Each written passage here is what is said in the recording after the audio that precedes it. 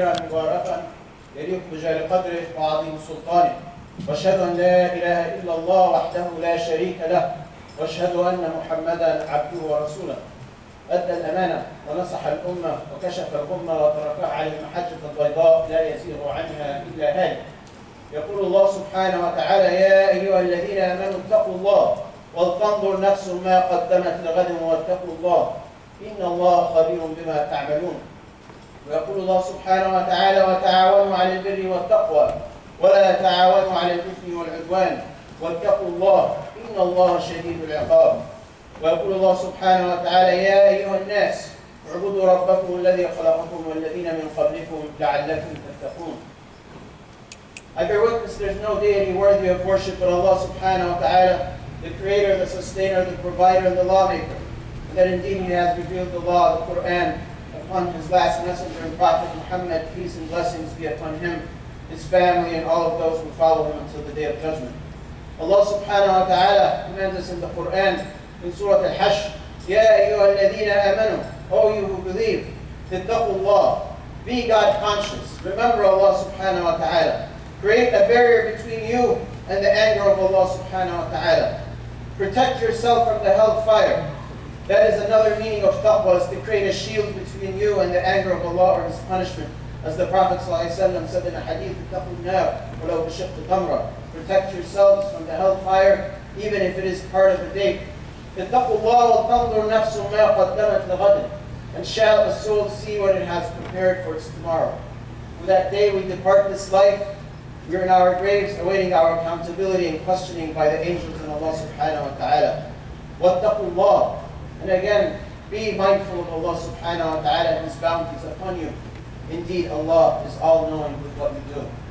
In Surah Al-Ma'idah, chapter 5, the table, Allah subhanahu wa ta'ala commands us to cooperate on taqwa, وَتَعَوَنُوا عَلَى الْبِرِّ وَالتَّقْوَى, to cooperate on righteousness and piety, and to not cooperate on transgression and evil, to exceed the boundaries of Allah subhanahu wa ta'ala, and reminds us that He is severe in His punishment.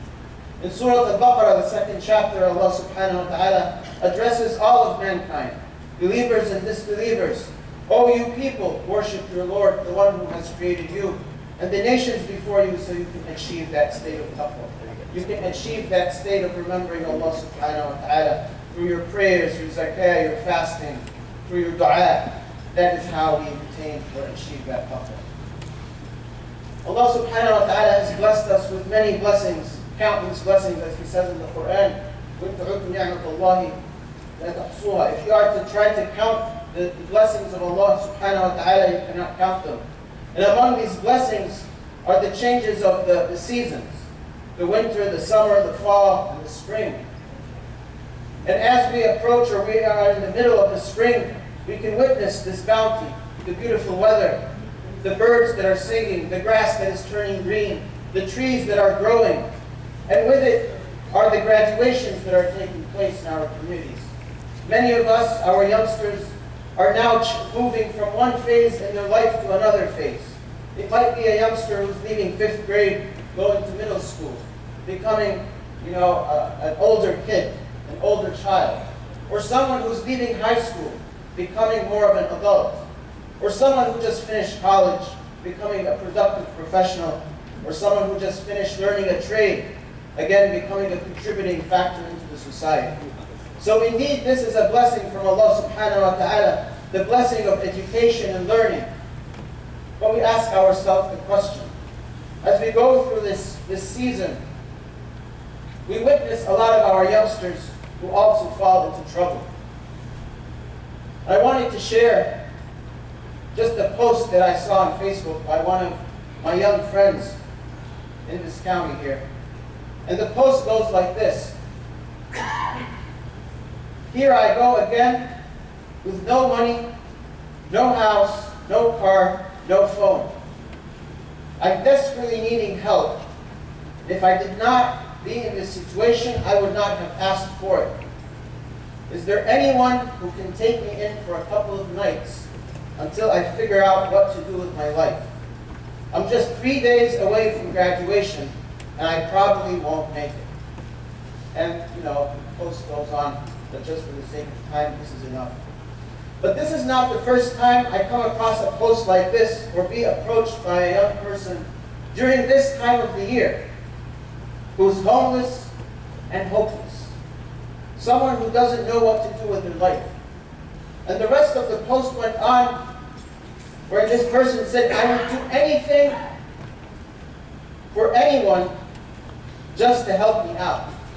I'm sitting here in my math class about to cry or break down. These are real examples in our own local community. And this person is a friend of many young Muslim brothers.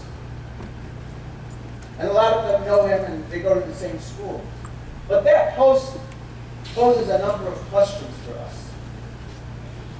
What brought us down to that point?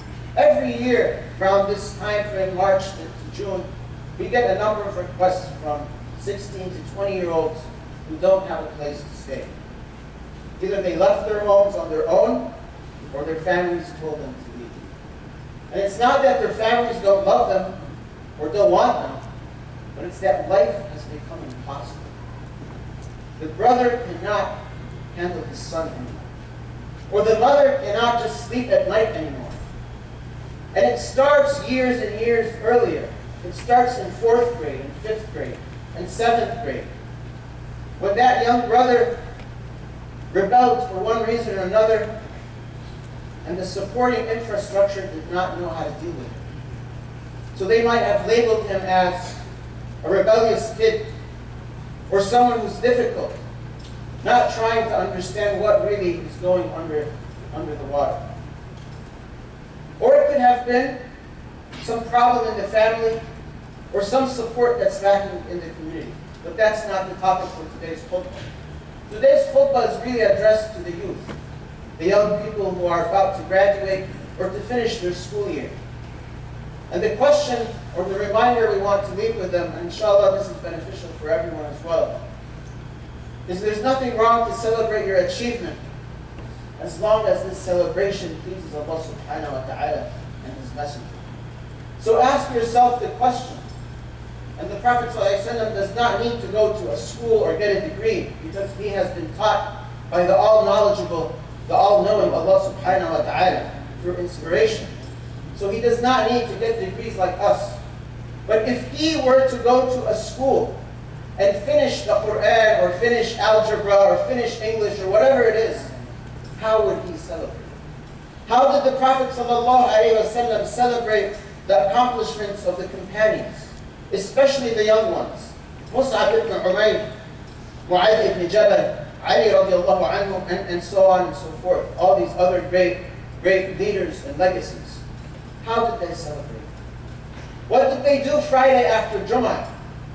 Did they just go hang out and then after that do haram things like smoking or hanging out with the opposite gender in their village center?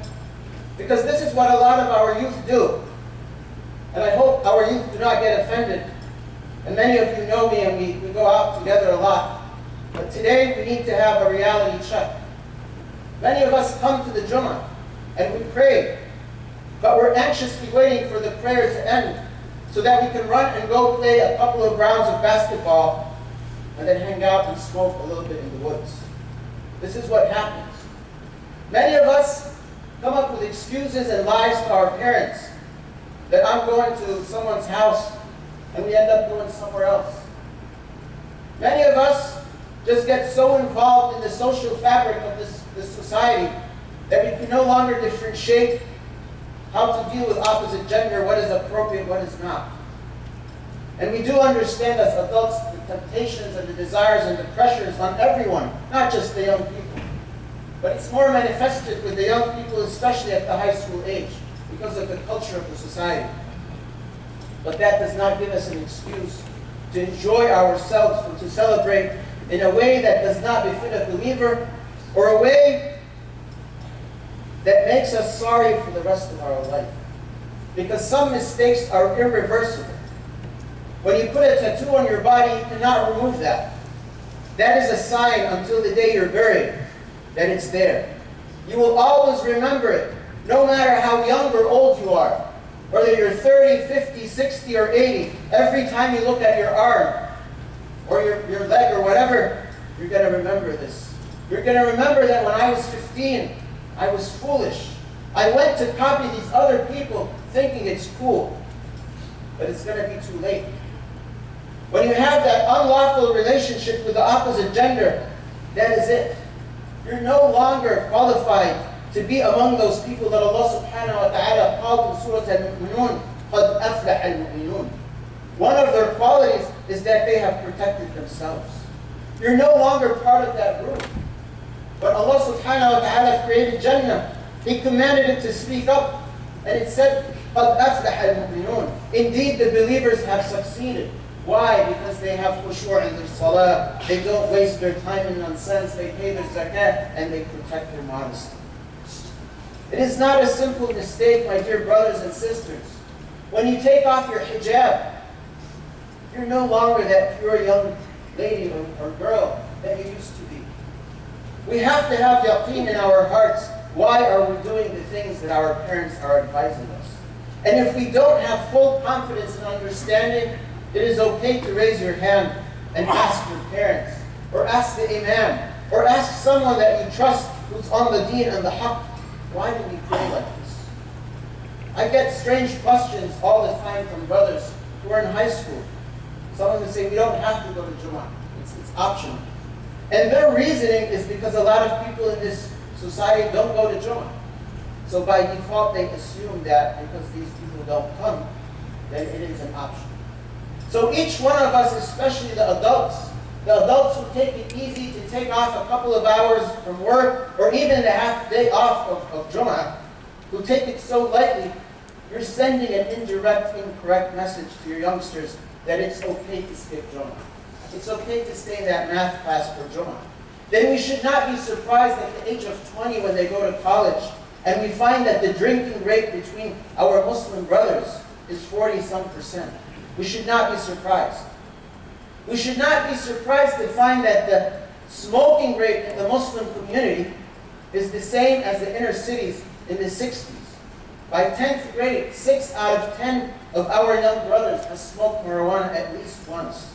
And 30% are smoking it on a regular basis. These are statistics that are real. Surveys we've done at Ilya and with our communities in the DMV area in general. We've seen brothers who smoke as young as 10. We've seen brothers exposed to pornography as young as 9.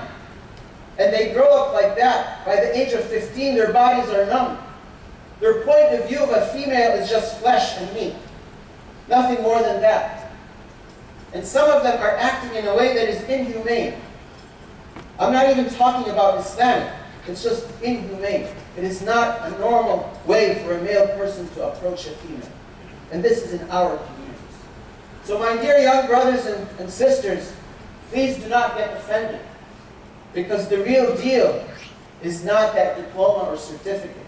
It is not that crowd that you're hanging out with. It is not those big hangouts and going out here and there. That's not the real deal. The real deal is in the hereafter. Allah subhanahu wa ta'ala gives us glimpses of the hereafter throughout the Quran. Before we get to that, I want to share a little piece of a story that we're all familiar with, Al-Isra and Al-Mi'raj. Our beloved Prophet ﷺ was on the journey to communicate with Allah subhanahu wa ta'ala. And he met many messengers and prophets. And everyone he would meet, messengers, prophets, and angels, they would greet him. He would say, Assalamu alaikum. They would reply, Wa alaikum assalam, with a nice, beautiful smile. Until he came to this one angel, and he said, Assalamu alaikum, and the angel replied, Alaikum assalam, and no smile. So the Prophet ﷺ was a little surprised. What's going on? So he turned to Jibreel alayhi salam, and he said, Ya Jibreel, man hada? Who's this creature of Allah subhanahu wa ta'ala? He said, Hada Malik. This is the angel of the hellfire, Malik. When he witnessed the hellfire, he stopped smiling. Allah subhanahu wa ta'ala has created him, Ya Muhammad, in a state where he has no emotions, no remorse.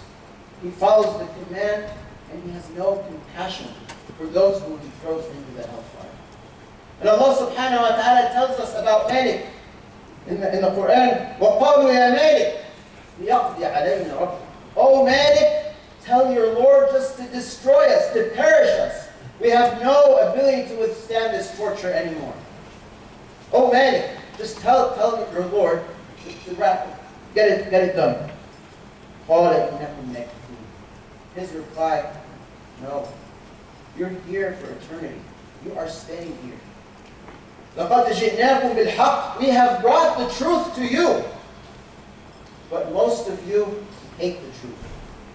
Most of you don't want to listen to it. When your father or mother tells you don't be late, you start banging on the doors. You start making noises of disapproval and discomfort. When they tell you go study, you hate it. I want to play my video games. I want to hang out with my friends. I'm 14, I'm independent. They should not tell me what to do. I'm walking back from school, don't come pick me up. You hated the haqq, the truth. They were after you to protect you, to give you the guidance. They told you, come with us to Jummah. And you said, no, I want to hang out after school. It's the weekend. They said, all right, go to Saturday school. You said, no, it's my day off. How about Sunday school? No, that's when I play sports. The truth has come to you, but you resented it and you pushed it back. Instead of listening to the truth, the dhikr of Allah, the Quran, the ayat, you started listening to the drapes and the raps and the language. You started watching things that are inappropriate. So you became numb and you hated the truth. You hated the goodness.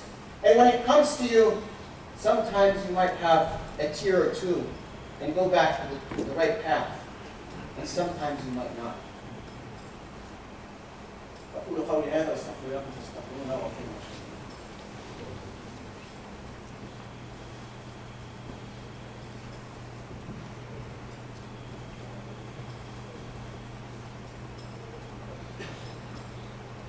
الحمد لله رب العالمين والصلاة والسلام على سيدنا محمد خاتم الرسل النبيين ومن اتبعه بإحسان يوم الدين. Our state just declared a state of emergency in Baltimore City, Anne Arundel, and in the surrounding areas for addiction of heroin. But in Howard County, we have a problem with cocaine. Being on the I-70 route, where all the cocaine comes from West Virginia down to Baltimore City, people can't wait to take their shots or to sniff it up until they get to the city. They stop by the highway in Howard County, and they distribute it even there. But specifically amongst the Muslim youth, because this is where our focus is for today, we have a problem smoking marijuana. It is no light problem. It is a severe problem. We've seen it with very young people in middle school. We've seen it in high school. And not just recreational use once a month or so. It's reached a point where it's becoming periodic, once or multiple times a week. And because it's periodic, I need to start buying it and selling it and even growing it in my own home. So this is a call for parents to understand the dynamics that are around us, for one. By states changing the laws related to use of this plant, it is affecting the understanding of our youth. Our nation's capital allows people to use it in their own homes, but they cannot transport it. So if you're caught with it in your car, you're arrested. But if you have it at home somehow dropped on you from the sky, you're totally fine to smoke it and use it as much as you want. In Maryland, if you're over 21 and you have 10 grams, you just get a $100 citation and that's it, and you go home. Before this law came out a few months ago, you would be locked up for quite a bit, at least minimum a week. With these laws changing, our youngsters are saying it's not really a big deal. Why are you guys making a big deal out of it? In Colorado, they can smoke it as much as they want. So is there benefit in it? Yes, for some applications. To treat certain types of diseases, to alleviate pain from certain types of patients. Just like Allah subhanahu wa ta'ala mentioned in the Quran, that in khamr, in intoxication, there is some benefit. but there's also big harm. And the harm is more than the benefit. So we need to have a dialogue with our youth in a reasoning way that makes sense and is scientific and is also based on the Quran and the Sunnah. We cannot just tell them, don't do this, and that's it. We have to explain why. But for the youth to understand, because there's a myth that a lot of people think that liquor, whether it's beer or other types of liquor, is haram, but marijuana is not haram. No, absolutely. The word khamr in Quran does not only refer to the liquor that's made out of grapes. It could be made out of grapes, out of apples, whatever it's made out of, or anything that intoxicates the mind. And in Surah Al-Baqarah, Allah subhanahu wa ta'ala tells us, كُلُوا مِمَّا فِي الْأَرْضِ حَلَالًا طَيِّبًا. Eat from what's on earth that is halal, permissible, and pure, and good. By law of the land, it's not even permissible. By the law of Allah subhanahu wa ta'ala, which is more important, it's not permissible because it puts us in a state of over-relaxation, i.e. stone. You can't use your brain. You cannot remember Allah subhanahu wa ta'ala, the few words we started this khutbah, which is Taqwa. Remember Allah, to remember Him. That is our main objective. If we take something to remove the pressures of this life from us, so we be in a different state of happiness, that is escaping the reason we've been put on this planet. Because we've been put on this planet to go through these struggles and trials and problems that you are escaping from. You're not supposed to escape from them. You're supposed to address them. You're supposed to embrace them as a challenge and try to change it to an opportunity. So how do I deal with high school with all these temptations? I do outreach. I do education. I build self-confidence rather than take something that drops my self-esteem. Allah subhanahu wa ta'ala in Surah Qaf tells us, وَلَقَدْ خَلَقْنَا الْإِنسَانَ وَنَعْلَمُ مَا تُوَسْوِسُ بِهِ نَفْسُهُ وَنَحْنُ أَقْرَبُ إِلَيْهِ مِنْ حَبْلِ الْوَرِيدِ. We have created mankind and we know what's going on in his mind. We are closer to him than this vein in our neck. The vein that connects the brain, the center of intellect and thinking, with the heart, the center of life and comfort. This is where the iman sits, as the Prophet ﷺ said. And subhanAllah, some of the scientists say that the cells of the heart are different than the other muscle cells in the body. It has an ability similar to the brain cells to retain information. And subhanAllah, when we say that iman sits in the heart, literally it sits in the heart. It's not just, a word that is being said. But the cells of the heart, and Allah subhanahu wa ta'ala in the Quran, He refers to the heart, the qalb, as an organ that thinks. Don't they have hearts that comprehend? Don't they have hearts that can ponder? Don't they have hearts that can think? So it is not just a muscle that's pumping. It is a muscle that has also some of the intellect of the brain when it comes to the spiritual aspect of the human being. But Allah subhanahu wa ta'ala knows everything. He's so close to us even than our own selves. So if we think we're fooling our spouses or our parents, it doesn't matter. If your parents give you that phone and you think you're so smart to use it in a way that they won't discover you're misusing it, it doesn't matter. Because Allah subhanahu wa ta'ala knows. The two angels are recording what you're doing with your phone anyway. So it does not matter. There's a recording device 24/7 recording the good and the bad. إِذْ يَتَلَقَّى الْمُتَلَقِّيَانِ عَنِ الْيَمِينِ وَعَنِ الشِّمَالِ قَعِيدٌ. The two angels are يَتَلَقُّوا. They're receiving these deeds. They're not just writing as scribes, but they're receiving the deed. It's just like you're playing ball with your friends and you catch the ball. This is what the word يَتَلَقَّى means, is to catch that. He's catching that deed, that angel, and recording it before it passes up to Allah subhanahu wa ta'ala. مَا يَلْفَظُ مِنْ قَوْلٍ إِلَّا لَدَيْهِ رَقِيبٌ عَتِيدٌ. There is nothing that is uttered except there's some angel supervising it who's present. Atid, he's sitting there, he's present. He's not hearing it as an afterthought or from someone else. وَجَاءَتْ سَكْرَةُ الْمَوْتِ بِالْحَقِّ. Now is the real test. It's not that 5th grade test or the 9th grade test or the 12th or college or the master's or the PhD that we're celebrating about. And it's okay to celebrate it as long as we celebrate on the path of the Prophet ﷺ. But this is the main test that we're all here for. This is the test that we should be preparing for. The test of death. Sakratul maut, the agony of death. The Prophet ﷺ, the best man who ever walked this planet, when he was passing away, he would make dua. Allahumma inni ala sakaratil maut. Oh Allah, help me on the agony and the pain and the difficulty of death. This is the Prophet ﷺ, the one who's entering into paradise with no accustom. The one who's been purified by Allah subhanahu wa ta'ala. The one whose chest was opened and washed by the angels. And he's saying this. He's preparing for it. So what are we doing, my young brothers and sisters? What are we doing hanging out after Jummah or on the weekends? That's not preparing for it. This is what you were trying to deviate away from. You were trying to imagine it's not going to happen anytime soon. SubhanAllah, how many young people have we buried in our community in the last 5 years? Just myself alone, I've washed 2 or 3 brothers under the age of 20. And there are others that I was not able to attend the Jummah. What are we doing to prepare for it? Death comes to anyone at any point. You don't have to be 60 or 70. You could be 14. You could be 17. You could be an infant. We've buried many infants in this masjid. وَجَاءَتْ كُلُّ نَفْسٍ مَعَهَا سَائِقٌ وَشَهِيدٌ. And each soul has been brought in front of Allah subhanahu wa ta'ala with a sa'iq, with a driver, and a witness.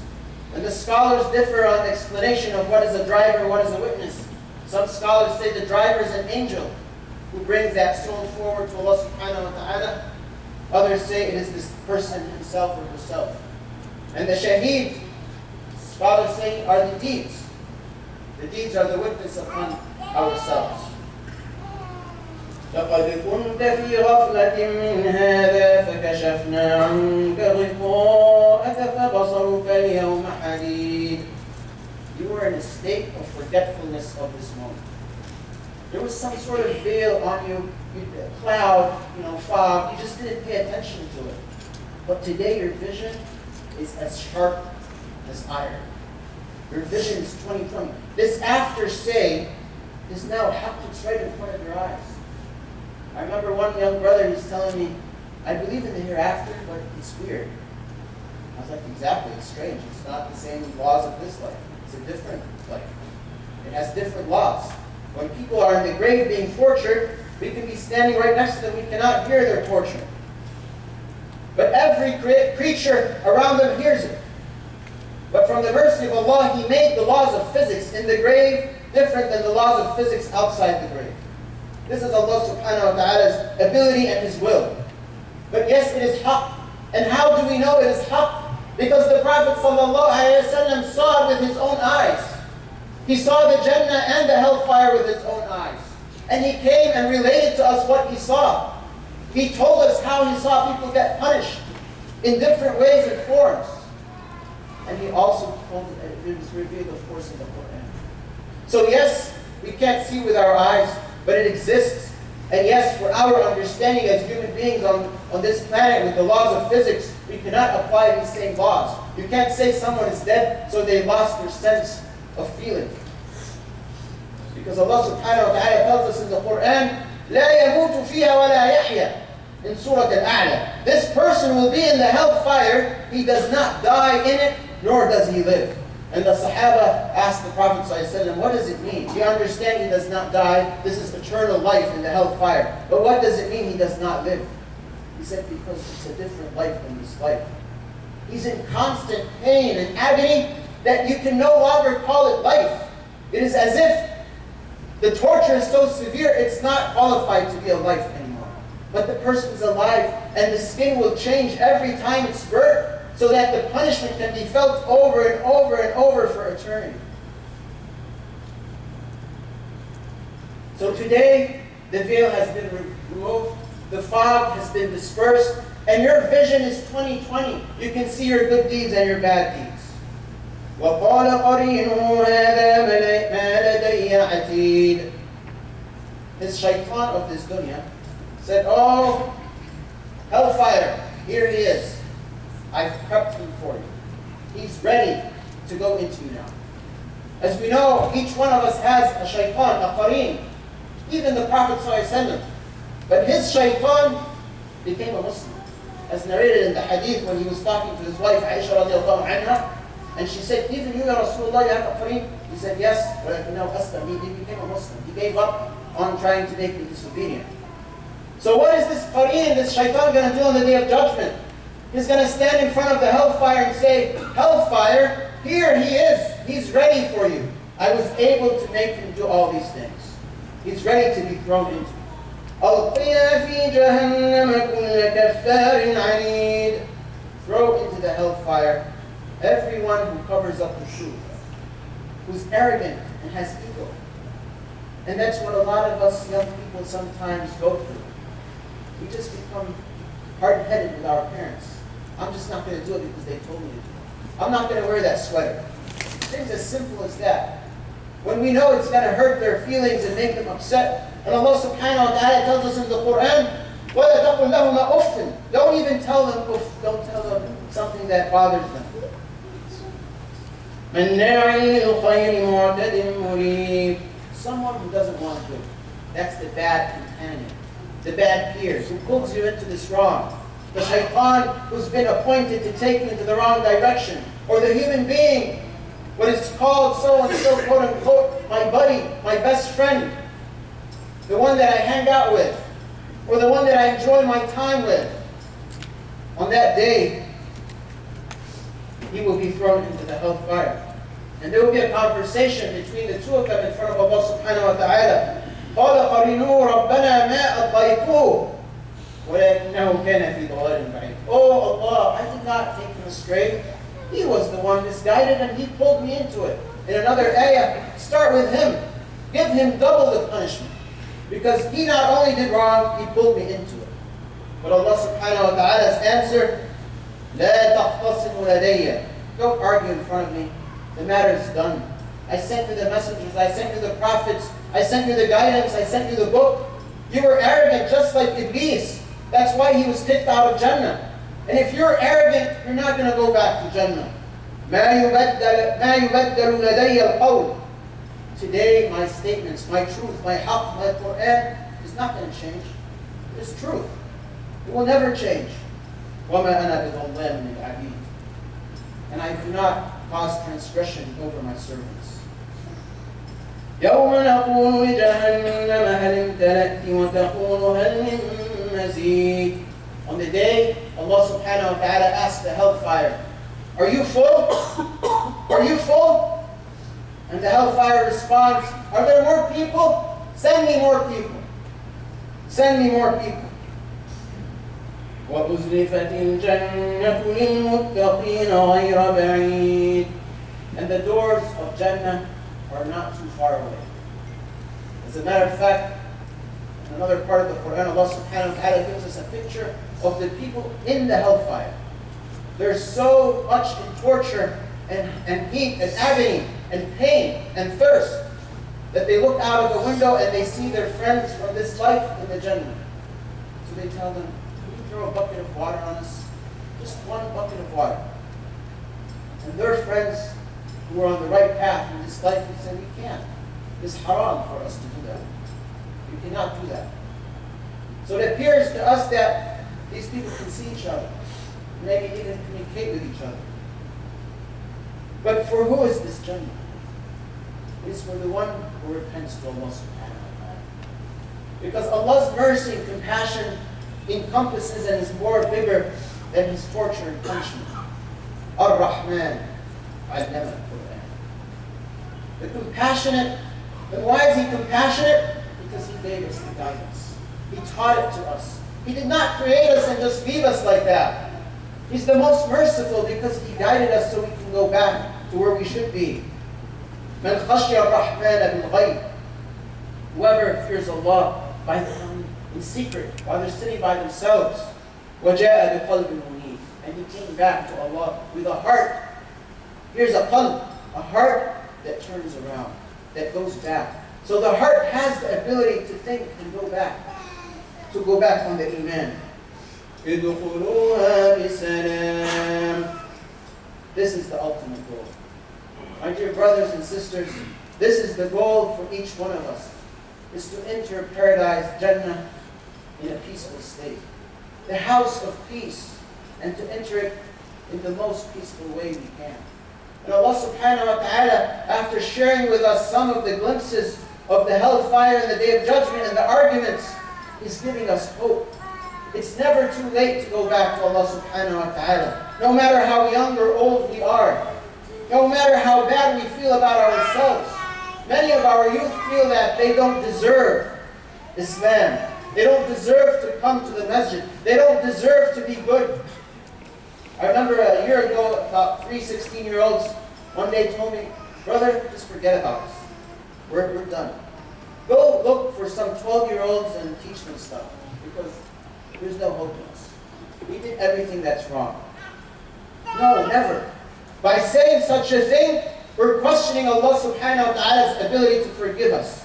And that in itself is a question about aqidah. Do we truly believe in Allah subhanahu wa ta'ala? So the true believer never despairs in the mercy of Allah subhanahu wa ta'ala. As Allah tells us in the Quran, no one despairs in the mercy of Allah except the disbelievers, the kafirun. This is the day of eternity. You have in it everything you want. And Allah has even more from what we can even imagine. So the summary of this khutbah is that we have to remember the hereafter. We cannot be forgetful of our purpose on life and the real test. We live in a country where the glamours of life are so big. The great cars, the great technology, the great music, and all these wonderful things, or things that attract the young people specifically. And it's very easy to go into the wrong direction. When we find young people on the street from our own community, it not only breaks our heart as human beings, but it worries us as leaders of the future generation.